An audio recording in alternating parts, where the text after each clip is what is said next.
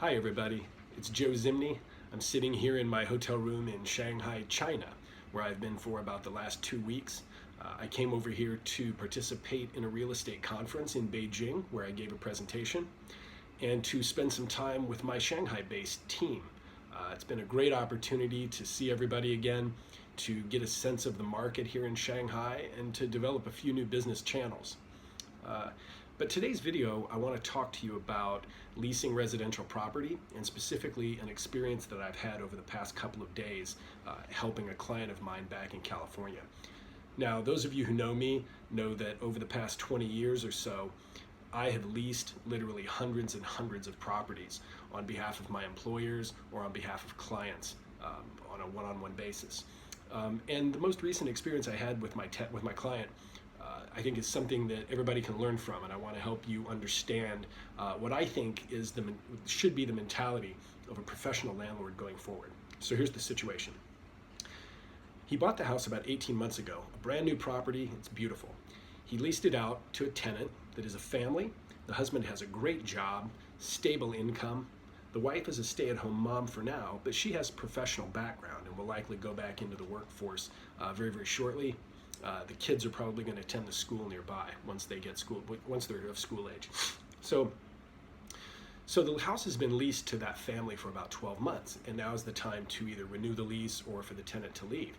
So when my client called me, he asked me what I thought he should do. So I asked him what his expectations were, and his immediate response was that he wants to raise the rent.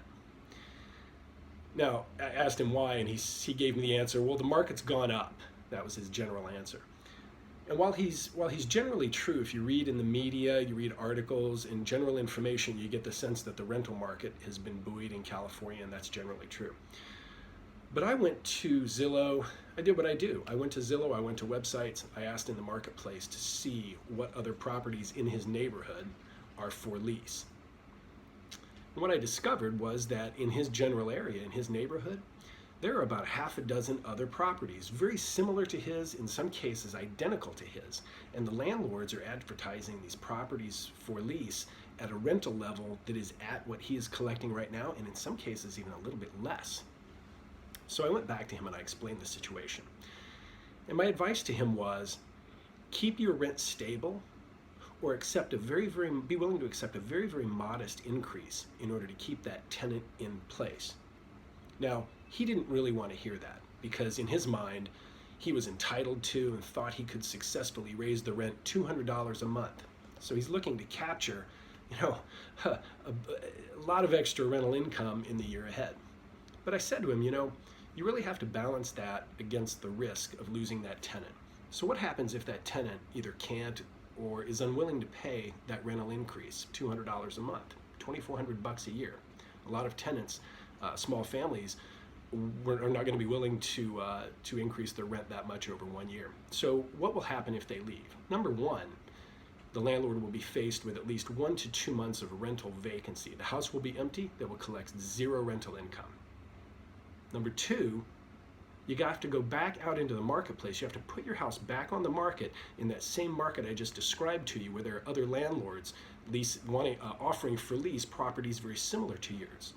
And if you want to get the tenant come in, you may have to lower the rental, and you may have to lower the rent level in order to get a new tenant. And then finally, you're probably going to have to pay an agent fee to bring that tenant. So the potential income loss is, in my opinion, between $7,000 and $10,000. Now, why would you risk losing $10,000 or more in income from a tenant that you already have? Why would you let them go away in order to try to capture an additional $2,000 in income? In my opinion, in my experience, the objective of a professional landlord, whether you have a large portfolio or a small portfolio, your objective as the landlord is not to try to capture the highest rent level that you can get today. This isn't a challenge. Your objective must be to sustain the level of income that property produces over a long period of time, 5 years, 10 years. The more vacancy you have, the less income you have. So when you have a good tenant who pays the rent on time, who takes good care of your property, and who is a pleasure to deal with, then to me, that's like a bar of gold. And as the landlord, you should do everything that you can to try to keep those tenants in the property. So just my advice. At the end of the day, he ended up agreeing with me, and he ended up accepting a very, very modest rental increase, and now he's going to have that tenant in there for 2 more years. I think it was a really, really smart move. So in the future, if you have property to rent, if you have property to sell, or you're interested in getting more market information, just give me a call. You can reach me via my email and the telephone number on my website. I'm available all the time, even when I'm in China. I can communicate with the US, and I work all the time. So reach out to me if you have any needs. I'll be happy to help you out. I'll talk to you next week with another version of this podcast with some information that I hope will be helpful.